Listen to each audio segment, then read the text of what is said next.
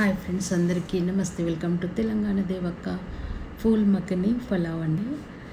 Pool మక్కని మనం క్రిస్పీగా slow flame మీద ఇట్లా ఫ్రై చేసుకోవాలి.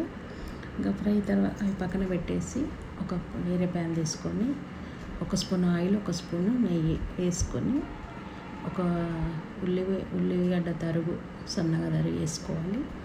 అందులోనే 4-5 పచ్చిమిరపకాయ చీలికలు, హోల్ గరం మసాలా, కొంచెం బిర్యానీ ఆకు, దాల్చిన చెక్క, ఇలాచీ, లవంగం, అనాసపు వేసేసుకొని ఫ్రై అయిన తర్వాత 1 స్పూన్ అల్లం వెల్లుల్లి పేస్టు వేసుకొని ఒక టమాటా, పెద్ద టమాటా సరిపోతుంది, చిన్న అయితే 2 తీసుకోవాలి.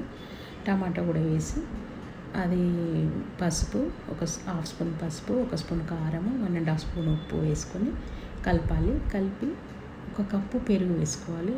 1 స్పూన్ ధనియాల పొడి, 1 స్పూను బిర్యానీ మసాలా వేసేసుకోవాలన్నమాట.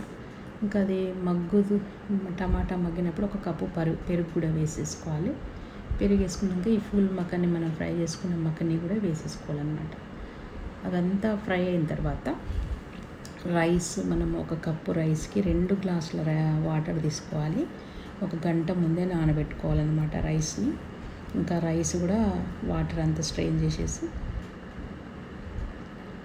రైస్ కూడా ఇందులోనే వేసేసుకోవాలి. వేసుకున్న తర్వాత 2 గ్లాసుల వాటర్ పోసుకొని ఇంకా కలిపి మూత పెట్టేసేయాలి. హై ఫ్లేమ్ మీద ఒక 2-3 నిమిషాలు, లో ఫ్లేమ్ మీద ఒక 5-6 నిమిషాలు, ఇంకా సిమ్లో పెట్టేసేస్తే ఆ రైస్ దగ్గరికి అయినప్పుడు సిమ్లో పెట్టేసేస్తే చక్కగా ఉడికిపోతుంది. ఇంకా టేస్ట్గా మన ఫూల్ మక్కని పలావ్ రెడీ అయిపోతుంది అన్నమాట. Tasty and healthy super recipe. ఒకసారి మీరు కూడా ఇలా ట్రై చేసి చూడండి. మీకు నచ్చితే లైక్ చేయండి, షేర్ చేయండి, సబ్స్క్రైబ్ చేయండి. Thank you watching. కమెంట్ కూడా చేయడం మర్చిపోకండి ఫ్రెండ్స్.